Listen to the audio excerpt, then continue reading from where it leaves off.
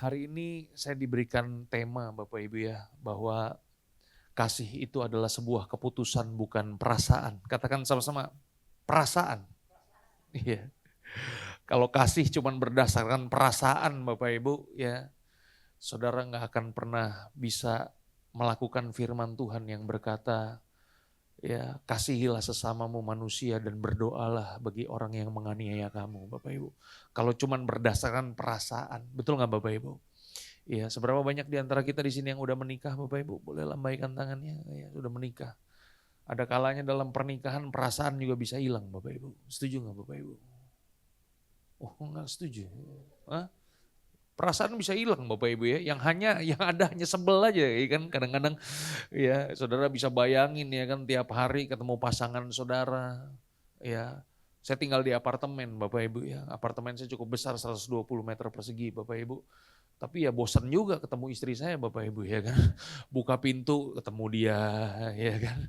Masuk dapur ketemu dia, nonton TV di kamar, ketemu dia terus Bapak. Ada kalanya perasaan itu bisa hilang. Itu sebabnya kasih itu bukan berdasarkan perasaan ya. Tapi kasih itu ya kenapa kita perlu mengasihi, karena itu perintah Tuhan. Dan kita juga harus melakukannya karena ketaatan kita kepada Tuhan. Nah hari ini Bapak Ibu kita akan belajar dari seorang perempuan yang kedapatan berzina Bapak Ibu. Bapak Ibu pernah baca kisah itu? Ya coba langsung kita baca sama-sama Bapak Ibu ya. Ya Yohanes 8 mulai dari ayat yang kedua Bapak Ibu. Oke. Pagi-pagi benar ia berada di bait Allah dan seluruh rakyat datang kepadanya, ia duduk dan mengajar mereka. Katakan sama-sama, pagi-pagi benar. Katakan sama-sama, di bait Allah. Ya, jadi Yesus ada di gereja Bapak Ibu ya, lagi ngajar firman Tuhan. Ya, mirip-mirip pendeta Dieter Nicholas Bapak Ibu.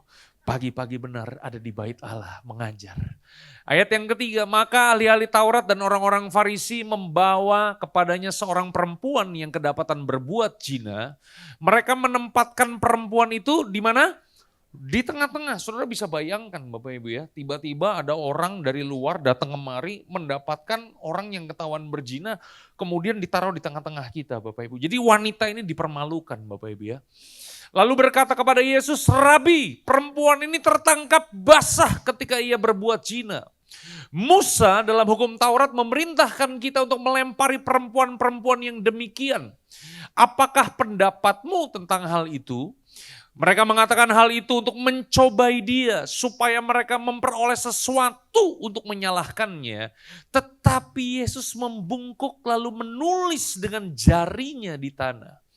Dan ketika mereka terus-menerus bertanya kepadanya, ia pun bangkit berdiri.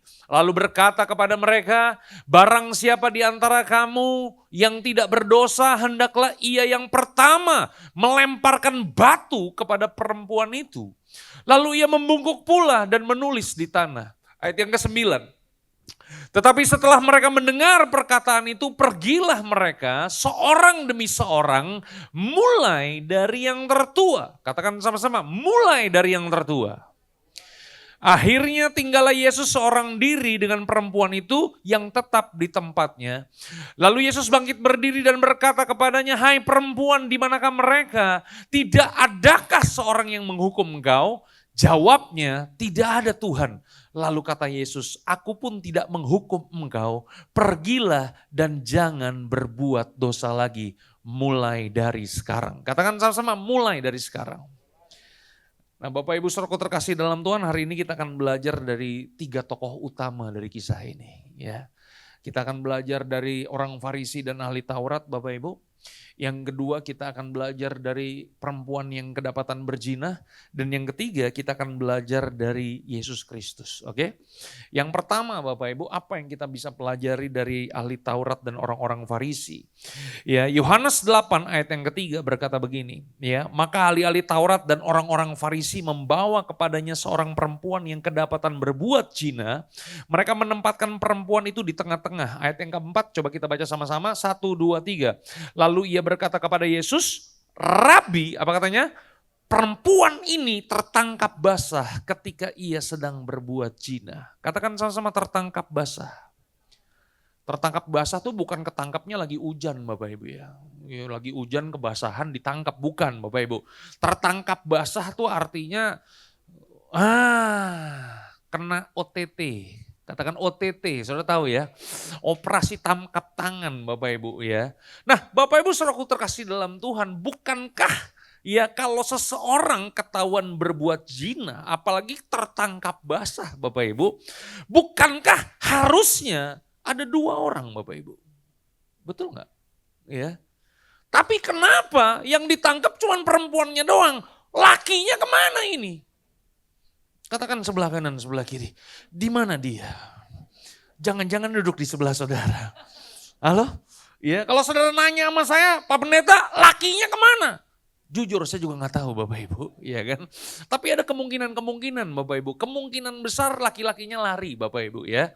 Tapi yang paling penting bukan ada laki-lakinya atau enggak Bapak Ibu. Karena buat orang Farisi yang paling penting adalah dia bisa menangkap wanita ini, kemudian menyeretnya dan membawa Yesus sehingga mereka bisa menggunakan perempuan ini untuk menghakimi Yesus, menyalahkan Yesus, mencobai Yesus. Bapak Ibu yang mengerti katakan amin.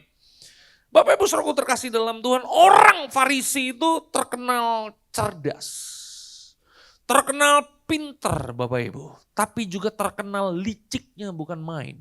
Halo? Jahatnya bukan main. Saudara bisa bayangkan betapa orang Farisi menggunakan wanita yang kedapatan berzina untuk kemudian menyerang Yesus Bapak Ibu, mencoba Yesus ya. Saya tulis di sini Bapak Ibu, kenapa orang-orang Farisi ya mereka membenci Yesus? Yang pertama, karena Yesus mengakui bahwa dirinya adalah Mesias. Halo? Kita mengerti bahwa orang-orang Israel Bapak Ibu dari zaman perjanjian lama, mereka menantikan raja yang akan datang kepada mereka, membebaskan mereka dari perbudakan Bapak Ibu. Tapi masalahnya raja yang datang gak punya kemuliaan Bapak Ibu. Halo? Yang namanya raja tuh kalau datang kan mesti penuh dengan kemuliaan, ya kan? Sedangkan Yesus lahirnya di mana? Yesus lahirnya di palungan. Kalau kandang itu versi luar negeri Bapak Ibu ya kan. Ya, versi Yahudi itu di palungan Bapak Ibu, ya kan. Ya, lahirnya di kota kampung, di kampung Bapak Ibu, benar nggak di Bethlehem. Ya raja lahirnya di kota gede dong, Yerusalem, betul gak sih? Penuh dengan kemuliaan, dahsyat raja yang datang. Jadi orang Yahudi ini gak bisa terima kalau Yesus ini adalah raja. Ya anak tukang kayu, ngaku-ngaku raja. Makanya orang Farisi begitu benci sama Yesus. Alasan yang kedua, karena Yesus seringkali menegur kemunafikan mereka Bapak Ibu. Yesus datang Bapak Ibu, kemudian membuka sebuah front kepada orang-orang Farisi dan ahli Taurat. Di mana mereka hanya datang untuk menghakimi Bapak Ibu. Betul nggak? Yesus frontal melawan mereka Bapak Ibu. Yang ketiga, kenapa orang Farisi membenci Yesus? Karena Yesus melanggar tradisi agamawi yang dipercaya sama mereka Bapak Ibu. Halo? Makanya kenapa Yesus dibenci waktu saat menyembuhkan orang sakit di hari Sabat, Bapak Ibu, betul gak sih? Yang keempat Bapak Ibu, karena Yesus hari itu makin terkenal Bapak Ibu. Popularitas fenomenal yang luar biasa Bapak Ibu. Itu sebabnya kenapa banyak orang yang ngikutin Yesus. Masih ingat waktu Yesus memberi makan 5.000 orang? Itu cuma laki-laki yang dihitung Bapak Ibu. Belum anak-anak dan perempuan Bapak Ibu. Jadi hari itu pengikut Yesus udah 20.000 lebih Bapak Ibu. Itu kalau bikin kebaktian di Winecrest Community, kita mesti bikin berapa kali kebaktian Pak? 20.000 orang Pak. Haleluya, betul? Itu sebabnya orang-orang Yahudi kemudian membenci Yesus Bapak Ibu. Ya, jadi tujuan orang Farisi dan ahli Taurat adalah untuk mempermalukan wanita itu dan menjebak Yesus. Saudara bisa bayangkan ya kan. Bahkan orang-orang Farisi kemudian menabrakkan Yesus dengan hukum Musa. Ya, Alkitab berkata Musa dalam hukum Taurat memerintahkan kita untuk melempari perempuan-perempuan yang demikian. Apakah pendapatmu tentang hal itu? Halo?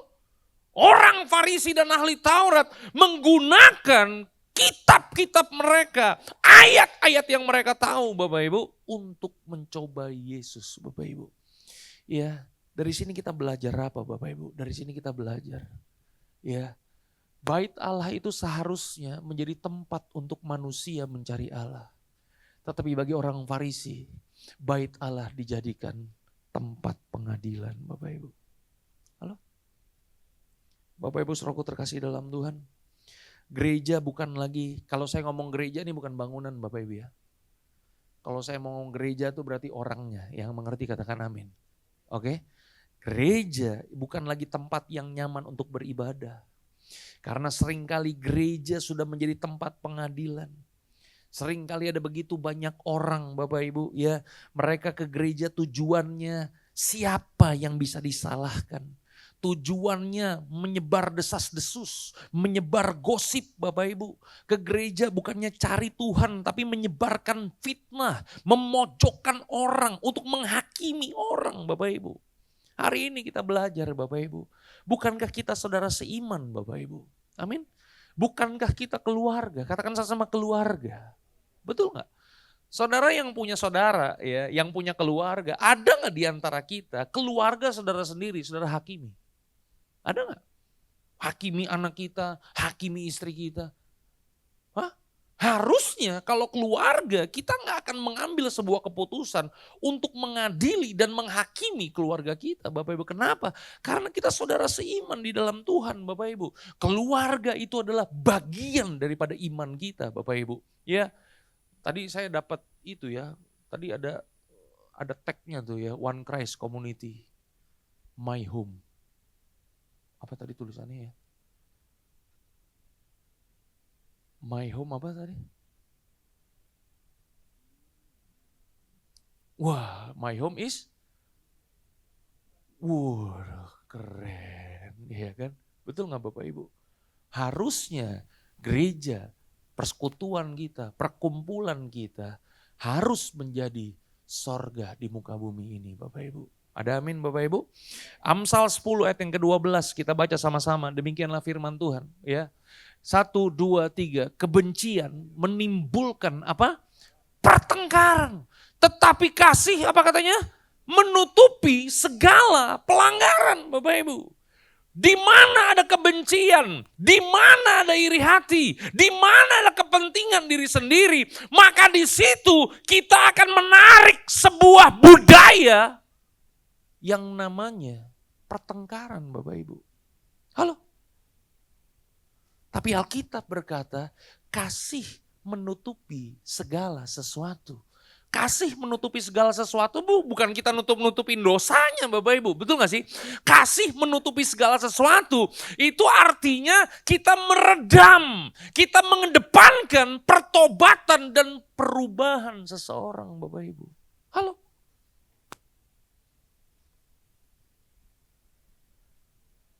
Siapa di sini yang sudah tidak berdosa? Coba lihat samping kanan samping kiri, lihat wajahnya baik-baik. Agak berat kayaknya kalau gua ngelihat tuh ini. Hah? Bener gak Bapak Ibu? Semua kita Bapak Ibu pernah melakukan pelanggaran Bapak Ibu. Tapi kasih Bapak Ibu bukannya menilai, menghakimi. Kasih itu menerima Bapak Ibu. Karena buat saya penerimaan selalu mendahului perubahan dan pertobatan Bapak Ibu. Yang mengerti katakan haleluya. Ya, saya berharap One Christ Community Bapak Ibu ya menjadi rumah anugerah Bapak Ibu. Bukan menjadi tempat untuk mengadili orang benar dan salah Bapak Ibu.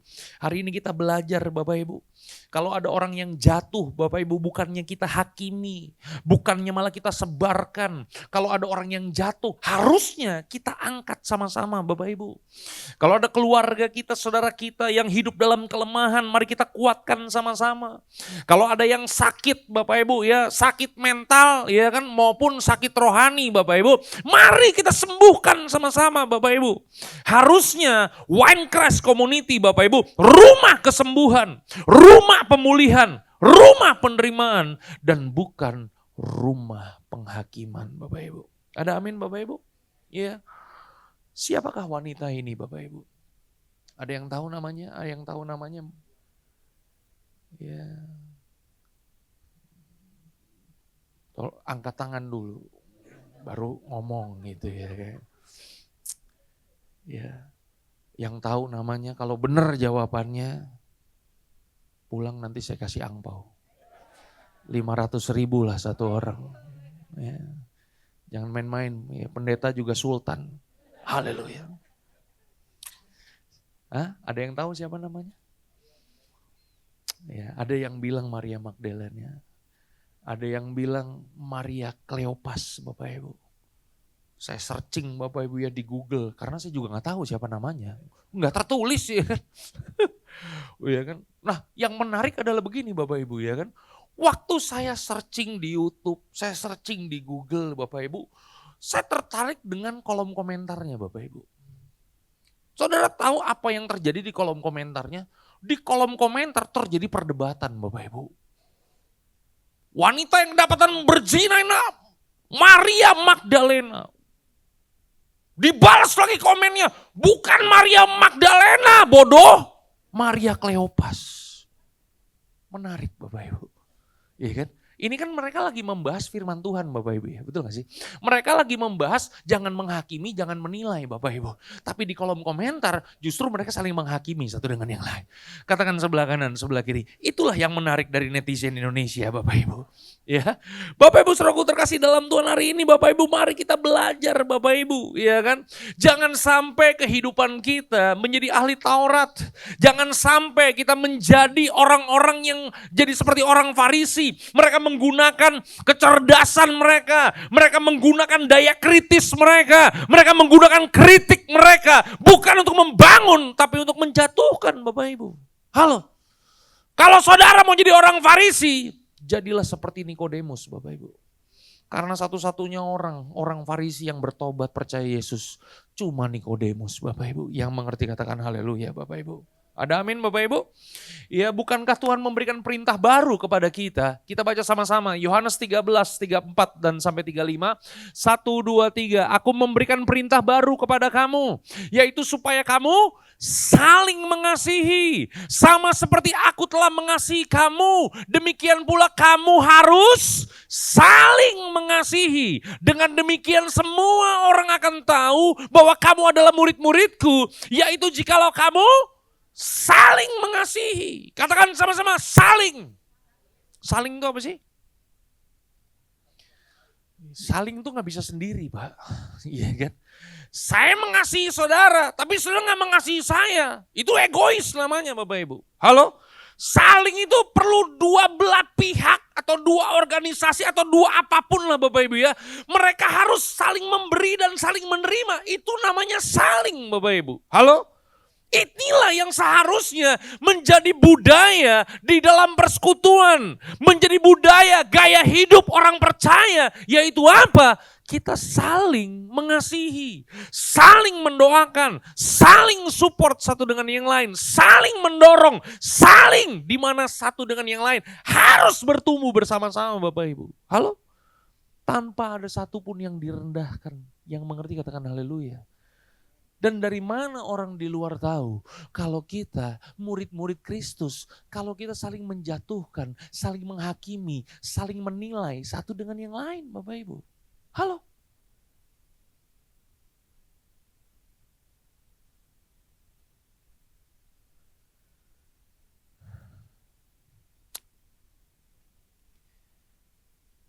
Saya pun sebagai hamba Tuhan punya kelemahan. Betul gak? Iya. Saya bilang sama jemaat saya, kalau saudara nyari-nyari kesalahan saya untuk menjatuhkan saya, saudara bisa akan ketemu 1001 macam alasan untuk menghancurkan saya. Saya bilang begitu. Tapi sebaliknya Bapak Ibu, kalau saya nyari-nyari kelemahan, kesalahan, ya volunteer di gereja saya, ketemu gak? Ketemu, iya kan? Saya cari-cari alasan untuk gak puas dengan jemaat yang saya layani. 1001 macam alasan, ketemu gak? Ketemu Bapak Ibu, betul gak sih? Tapi kasih itu bukan cari-cari kesalahan Bapak Ibu. Betul gak sih? Kasih itu menutupi segala pelanggaran. Saudara punya dosa, saya punya dosa. Bukannya kita menutupi dosa kita, tapi kita mau supaya orang yang kita layani, mereka mengalami perubahan dan pertobatan Bapak Ibu. Ada amin Bapak Ibu? Yang kedua Bapak Ibu, kita belajar dari wanita yang ketahuan berzina. Yohanes 8 ayat yang ke-10. Lalu Yesus bangkit berdiri dan berkata kepadanya, "Hai perempuan, di manakah mereka? Tidak adakah seorang yang menghukum engkau?" Jawabnya, "Tidak ada Tuhan." Lalu kata Yesus, "Aku pun tidak menghukum engkau.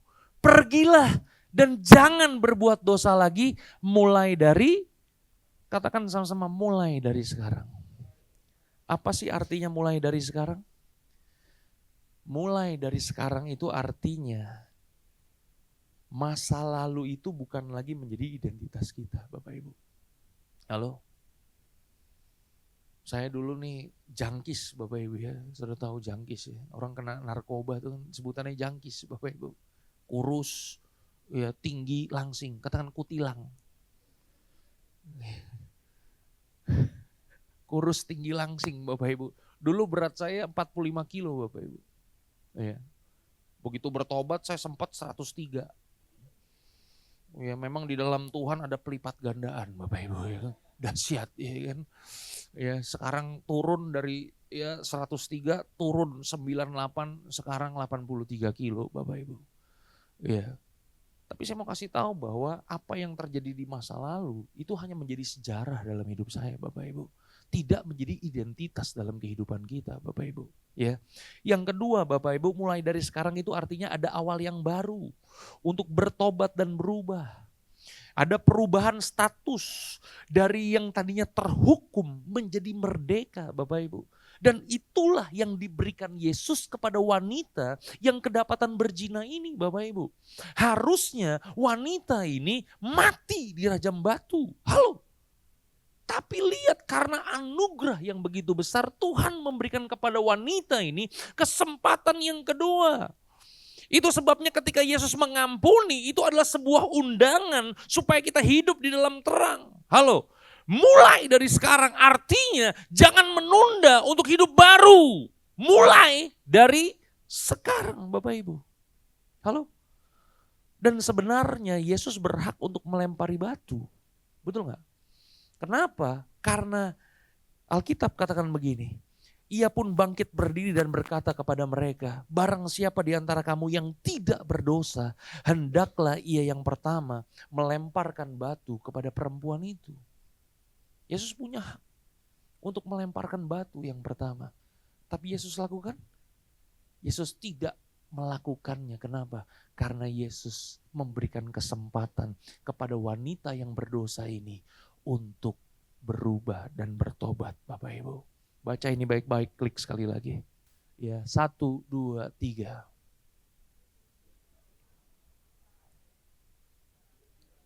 Kurang mantap, 1, 2, 3. Yesus.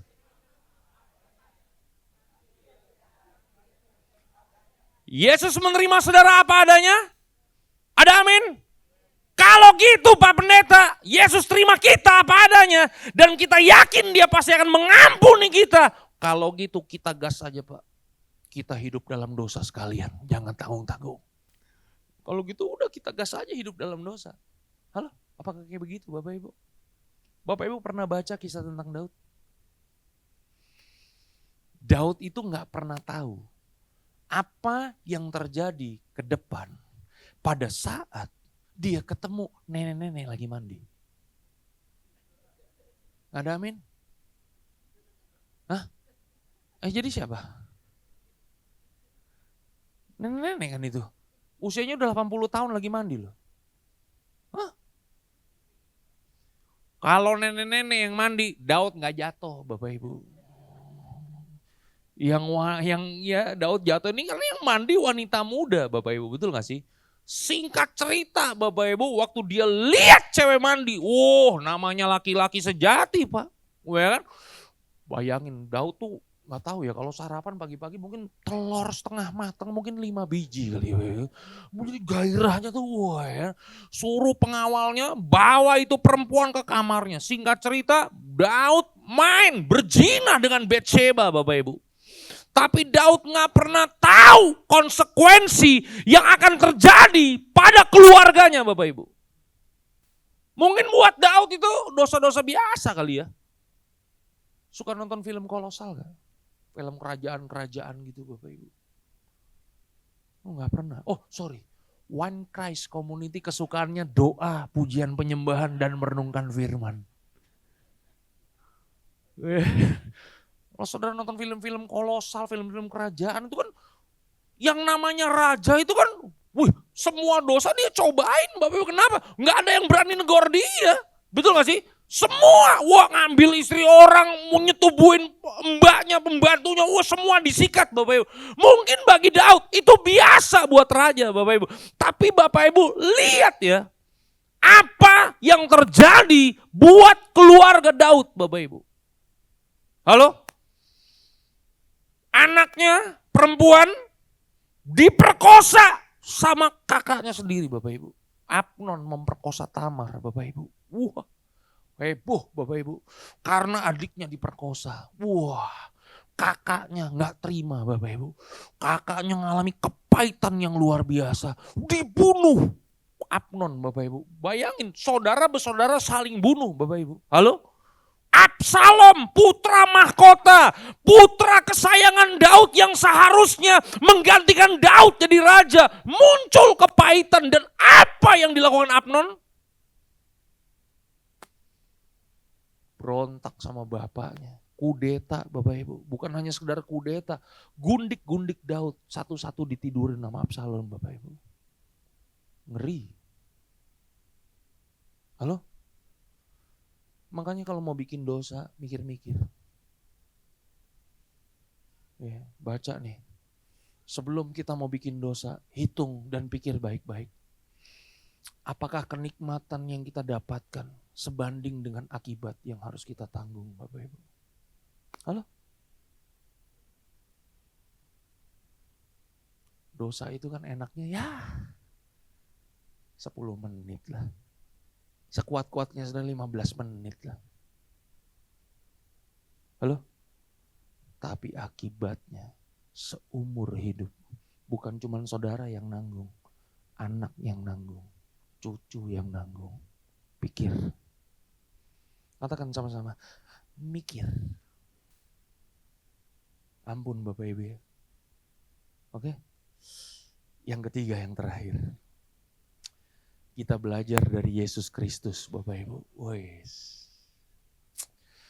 Mereka mengatakan hal itu untuk mencobai dia supaya mereka memperoleh sesuatu untuk menyalahkannya. Tetapi Yesus membungkuk dan menulis dengan jarinya di tanah. Nih saudara kalau Bapak baca kisah ini, menurut saudara cerita ini, kisah ini aneh gak buat saudara? Anehnya di mana? Ini kan orang nih, saudara bayangin nih, lagi di bait Allah, Yesus lagi ngajar, nih perempuan ditaruh di tengah-tengah. Itu orang Farisi nanya sama Yesus, nih perempuan kalau pakai hukum Musa, mesti dilempar batu Yesus. Gimana menurut pendapat kamu? Yesus nunduk sambil nulis di tanah. Aneh gak saudara? Ini Yesus apa sih maksudnya Yesus membungkuk dan menulis dengan jarinya di tanah? Ini kan bukan karena Yesus gak tahu jawabannya apa. Udah gue ngulur-ngulur waktu dah. Apakah begitu Bapak Ibu? Hah? Karena dia bingung gak tahu jawabnya gimana. Ya udahlah biar yang lain ya kan. Gak fokus ya kan, gue nulis-nulis di sana. Apakah begitu Bapak Ibu?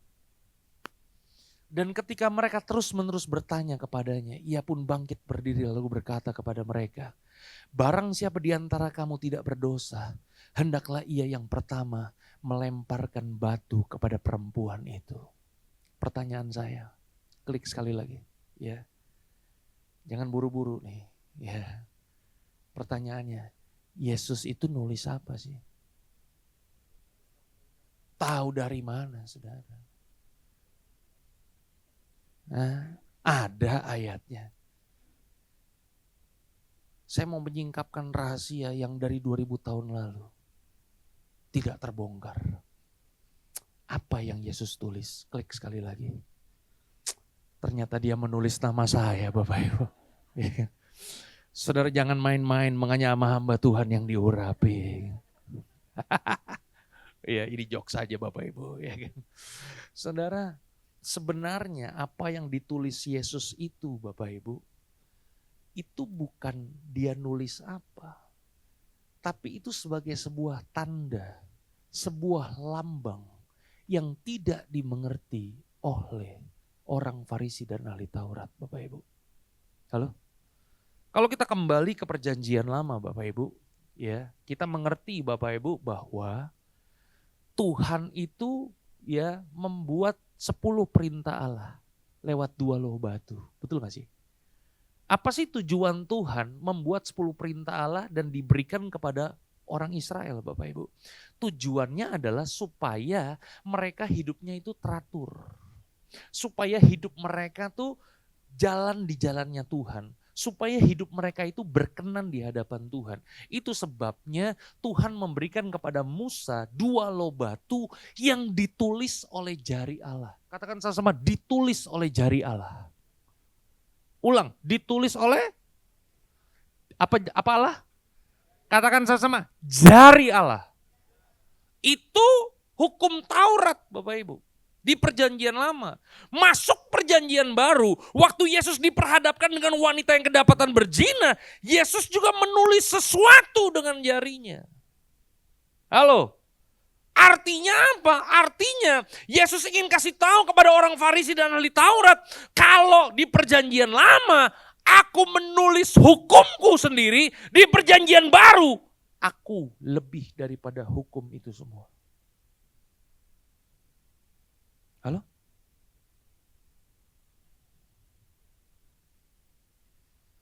Yesus datang bukan untuk meniadakan hukum Taurat. Yesus datang untuk menggenapi hukum Taurat. Halo? Dia membawa sebuah hukum yang baru Bapak Ibu. Namanya adalah anugerah. Atau yang biasa kita sebut dengan kasih karunia. Ulang, namanya apa? Jangan karunia doang Ibu. Coba depannya itu kan udah pakai pink, ya kan mesti ada kasihnya kalau udah pakai pink. Oh gitu ya. Tahu begitu saya pakai pink juga ya kan. Saya nggak punya baju pink soalnya. Namanya apa?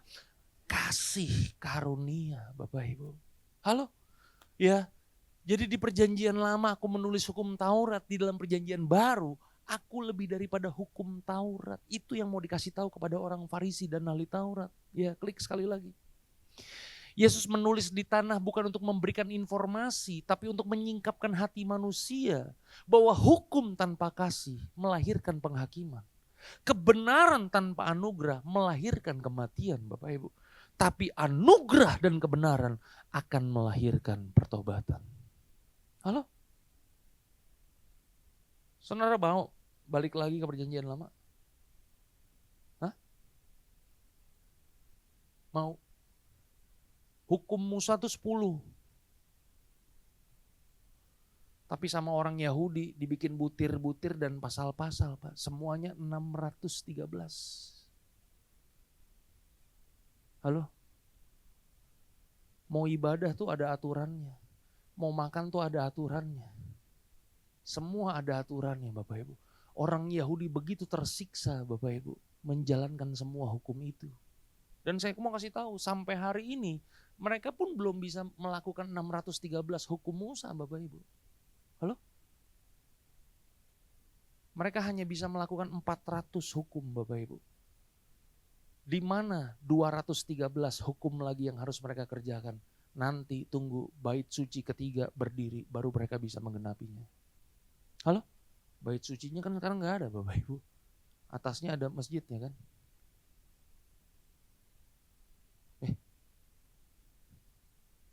Al-Aqsa itu udah pernah ke Israel belum Bapak Ibu? Oh sudah, ya kan. Kalau sudah pasti ke sana tuh. Halo? Itu sebabnya kebenaran tanpa anugerah hanya melahirkan kematian Bapak Ibu. Ya, jangan lama-lama di sini. Terkepanjangan. Baca 1, 2, 3. Jika anak Allah yang tidak berdosa tidak menghakimi perempuan yang berzina ini, bagaimana mungkin orang Farisi yang masih berdosa bisa-bisanya menghakimi dan mempermalukan? Apakah ada yang melempari batu? Enggak ada. Karena semuanya berdosa. Tetapi mereka mendengar perkataan itu, pergilah mereka seorang demi seorang mulai dari yang tertua. Kenapa Alkitab berkata mulai dari yang tertua pergi meninggalkan wanita yang berzina itu? Kenapa enggak Alkitab ngomong dari yang anak-anak sampai orang tua pergi? Tapi dibilang dari yang tertua. Katakan sebelah kanan, sebelah kiri. Karena yang paling tua. Yang paling panjang umurnya. Yang paling panjang, paling banyak dosanya.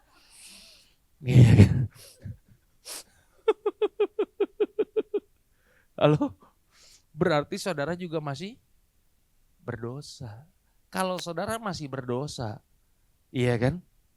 Jangan maling teriak maling. Do you know maling teriak maling? Kenapa ada maling? Teriak maling. Karena itu maling belum ketahuan, Pak. Makanya dia teriakin orang lain maling. Bener gak? Suka nonton debat-debat politik gak? TV One, di mana gitu ya. Berita Satu. Suka gak? Ini kalau ada kasus korupsi nih Pak ya. Wah langsung kan berita tuh naik. Mereka langsung ngumpulin orang-orang hukum ya kan. Wah langsung ya 3 lawan 3. Terus ada yang duduk di meja-meja begitu Pak. Pernah nonton gak? Gak pernah juga Bapak Ibu ya. Ini Bapak Ibu kesukaannya apa sih? Hah? Saudara kalau nonton politik, debat-debat politik nih, kalau ada orang yang ketahuan korupsi Pak, ya kan? Wah, ada tokoh-tokoh, nah dari mana, dari partai mana, dari DPR, mereka salah, harus dihukum. Waduh, mereka begitu gencar meneriaki perbuatan orang tersebut Pak. Ngeri-ngeri sedap. Katakan sama-sama, ngeri-ngeri sedap. Kalau kita ngelihat mereka kan mereka begitu lantang menyuarakan kebenaran, Pak. Benar gak sih? Kenapa? Belum ketahuan. Iya kan?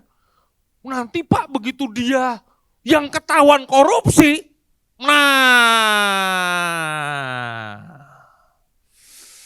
wah, ya kan? Langsung jatuh sakit Pak, masuk rumah sakit ya kan Pak.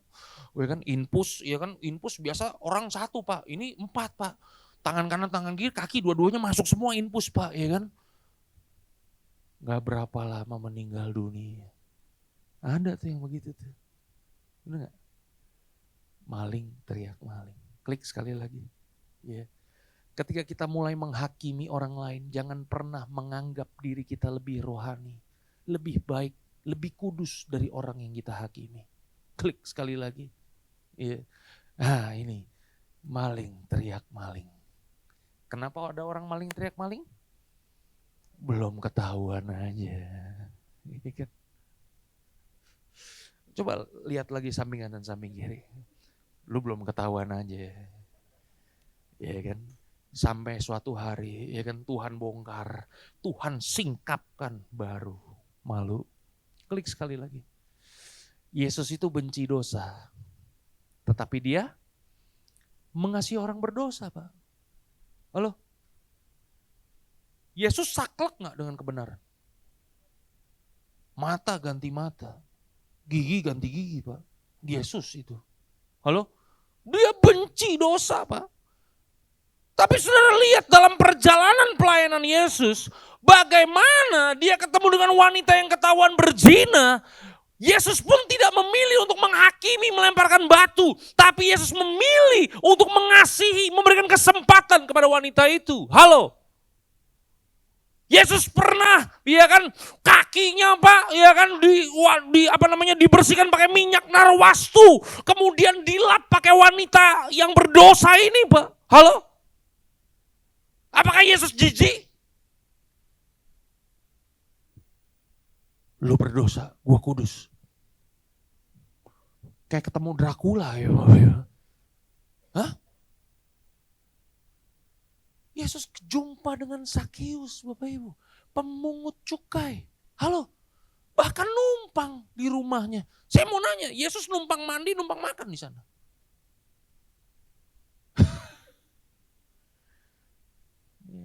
Hah? Iya.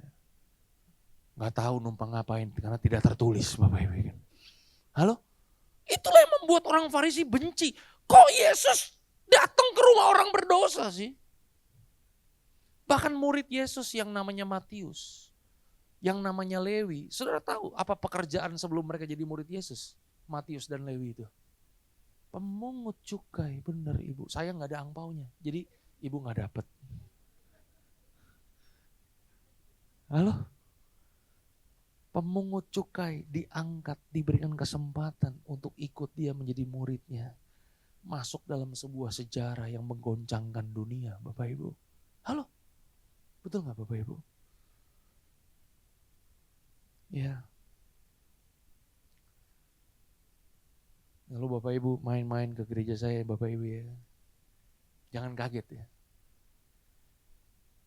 Gereja saya tuh banyak orang yang tatoan. Ya. Bahkan salah satu worship leader andalan kami Bapak Ibu kakinya tuh satu penuh tato Bapak Ibu. Ya. Pulang kebaktian, ya kan, nggak makan di dalam, keluar pada ngerokok. Halo? Bukannya saya nggak larang mereka ngerokok. Saya khotbah keras Bapak Ibu, betul nggak sih? Tapi kalau ketemu di luar, lagi ngobrol-ngobrol sama saya, mereka juga nggak berani Bapak Ibu. Tapi saya nggak pernah untuk menghakimi mereka. Halo? Mereka itu dalam kelemahan Bapak Ibu. Mereka datang beribadah ke gereja, mau cari Tuhan. Mereka tahu apa yang mereka lakukan itu salah, tapi mereka nggak punya kekuatan untuk melepaskan segalanya. Itu sebabnya kalau kita sebagai gereja Tuhan, kemudian kita mulai menghakimi mereka. Siapa yang mau nampung mereka Bapak Ibu? Halo? Penerimaan selalu mendahului perubahan dan pertobatan Bapak Ibu. Dan itulah yang saya lakukan sama anak saya sendiri Bapak Ibu. Halo? Saya ini hamba Tuhan Bapak Ibu. Saudara lihatlah betapa fasihnya saya. Jangan main-main sama pendeta Bapak Ibu ya kan. Saudara berdebat gak akan pernah menang sama pendeta. Pendeta tuh ada aja jawabannya Bapak Ibu. Benar gak? Kalau anak saya salah Bapak Ibu, bisa gak saya pakai ayat-ayat firman Tuhan mengintimidasi dia Bapak Ibu? Bisa Bapak Ibu, bisa saya lakukan, bisa saya kerjakan Bapak Ibu. Tapi saya yakin begitu nih anak gede, gak akan mau kebaktian Bapak Ibu. Halo? Ini anak gede, gak bakalan mau jadi pendeta, jadi hamba Tuhan, gak mau melayani pasti Bapak Ibu. Kenapa? Karena dia lihat contohnya di rumah. Halo, betul gak? Tapi kalau saya terima dia, gak apa-apa dek. Salah gak apa-apa dek. Halo? Dia akan sadar bahwa bapaknya mengasihi dia. Dan kasih bapaknya itulah yang akan mengubahkan kehidupannya Bapak Ibu. Ada amin Bapak Ibu. Harusnya gereja itu punya dua fungsi pintu Bapak Ibu. Ya. Yang pertama pintu itu harus bisa terbuka. Yang kedua, pintu itu mesti bisa ketutup. Halo? Saudara punya rumah kan ya? Ada pintunya gak Bu? Ada ya. Saudara kalau di rumah saudara, pintunya cuma bisa kebuka, kagak bisa ketutup. Maling penjahat akan masuk ke rumah saudara, menguras semua yang saudara punya. Betul gak sih? Tapi sebaliknya, saudara punya pintu, bisa ketutup, kagak bisa kebuka. Saudara mau lockdown seumur hidup? Hah? Gak bisa kemana-mana, terpenjara dalam rumah. Gak bisa Bapak Ibu. Di rumah kita mesti ada dua fungsi pintu. Kebuka dan ketutup. Gereja harusnya juga harus punya dua fungsi pintu. Betul gak? Gereja mesti bisa tertutup. Tertutup terhadap apa? Pengaruh-pengaruh dunia. Halo? Budaya-budaya dunia. Politik dunia. Nggak boleh masuk ke dalam gereja Bapak Ibu. Halo? Tapi gereja juga mesti punya pintu yang terbuka. Terbuka terhadap siapa? Orang-orang berdosa. Orang-orang yang dalam kelemahan. Orang-orang yang sedang membutuhkan. Ada amin Bapak Ibu. Oleh sebab itu hari ini pesan saya. Berhentilah jadi seperti ahli Taurat dan orang Farisi. Hanya karena dosa saudara belum ketahuan aja. Halo? Yang kedua, jadilah seperti perempuan yang kedapatan berzina. Kalau hari ini saudara punya dosa, ayo mulai dari sekarang. Tuhan memberikan kesempatan yang baru dalam kehidupan saudara. Dan yang ketiga, jadilah seperti Yesus. Mengasihi bukan karena perasaan, mengasihi karena keputusan. Tuhan Yesus memberkati Bapak Ibu sampai keturunan ke-7 dan ke-8. God bless you all. Haleluya. Ada Tuhan, selalu ada harapan. Dengan kuasa-Nya Dia berikan pertolongan. Meski jalannya tak bisa kulihat, pasti ada Tuhan. Dia akan beri kemampuan